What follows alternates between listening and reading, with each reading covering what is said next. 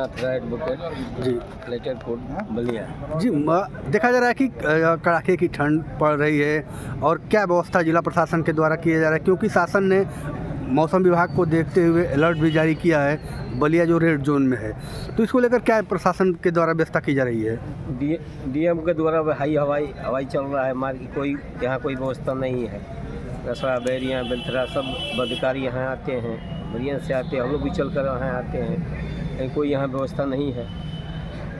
लेकिन सरकार की जो मंशा है कि अलाव की व्यवस्था की जानी चाहिए, क्योंकि जो जिस तरह से ठंड पड़ रही है, मौसम विभाग ने अलर्ट भी जारी किया है, तो क्या इस तरह की व्यवस्था देखी जा रही है आपकी?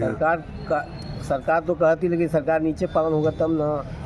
डीएम द्वारा पालन हो ही नहीं रहा है, नगर पालिका द्वारा हो रहा है। यहाँ कोई व्यवस्था नहीं, कहीं चौराहे पर, कहीं कचहरी में, कहीं व्यवस्था नहीं है। सब अधिकारी जनता परेशान है, ठंड से काँप रही है, कड़ाके की ठंड पड़ रही है। तभी डीएम की चुन नहीं रेग रहे हैं, कुछ व्यवस्था करे। जिस तरह से शासन के द्वारा या मौसम विभाग के द्वारा जिस तरह से अलर्ट किया गया है बलिया को, कि बलिया रेड अलर्ट में भी है, जिस तरह से कड़ाके की ठंड पड़ रही है, क्या प्रशासन के द्वारा व्यवस्था की जा रही है? प्रशासन के द्वारा तो हमको तो कुछ नहीं दिखाई दे रहा है। आप तो पत्रकार हैं, आपको भी तो महसूस होता होगा। हमको तो नहीं कहीं दिखाई दे रहा। हम तो अपना व्यवस्था करके लकड़ी लाए हैं, इसलिए कि हम खुद मोटरसाइकिल से आ रहे थे तो हमारा हाथ और कान जो है सुन्न हो गया, तो हम अपना व्यवस्था करके अलाव जना है। लेकिन जिलाधिकारी तो कह रहे हैं कि जनपद में अलाव की व्यवस्था की गई है, रैन बसेरों की होगी, लेकिन अभी तो उनके मुख्य कैंपस वो कहाँ किए हैं ये तो मैं नहीं जानता हूँ, लेकिन उनके खुद ही कैंपस में अलाव की व्यवस्था नहीं है, तो दूसरे जगह की बात मैं क्या बताऊँ। तो ये लोग आप लोग अलाव कैसे, कहाँ हम अपना लकड़ी मंगा के जला है। देखिए का लकड़ी बटोर के ये प्लास्टिक और तम्बू ला के लगा रहा है, ये अपना व्यवस्था है, ये डीएम साहब का व्यवस्था नहीं है। तो क्या लग रहा है कि जिस सरकार की जो व्यवस्था है उस पर कहीं ना कहीं सवालिया निशान खड़ा कर रहे हैं जिलाधिकारी महोदय?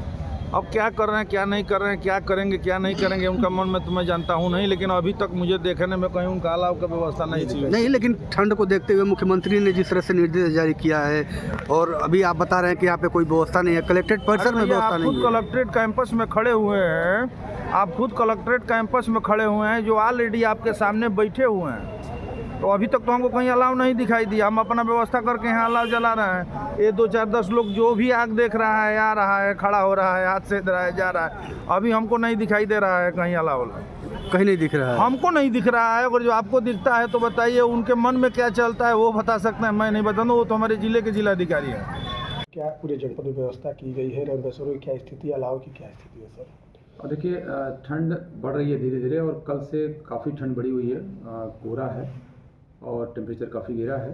इसको देखते हुए हम लोग 3 स्तर पर तैयारियां कर रहे हैं। पहले तो जहाँ जहाँ आवश्यक है वहाँ अलाव जलाए।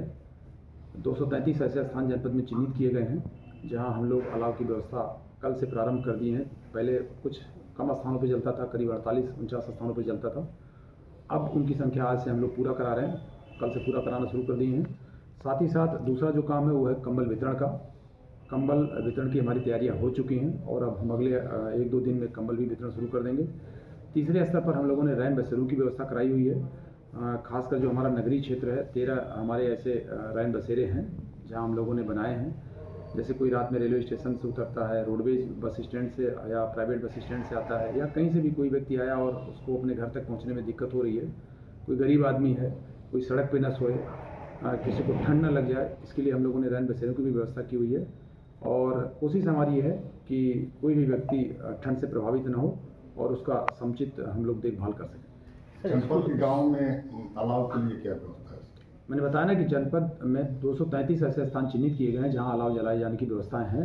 साथ ही साथ हमने ग्राम पंचायतों से भी अनुरोध किया हुआ है कि यदि उनके गाँव में जहाँ भी अलाव की आवश्यकता हो, ग्राम पंचायत की ओर से भी अलाव जलवाया जाए। सर स्कूलों को भी कोई निर्देश दिए गए हैं सर? हाँ, अभी स्कूलों में अभी तो स्कूल की टाइमिंग वही 9 से 3 है, बट ठंड अगर बढ़ती रहेगी ऐसे ही तो फिर हम उसकी टाइमिंग में शासन से रिक्वेस्ट करके चेंज कराने का प्रयास करेंगे। ठीक है सर।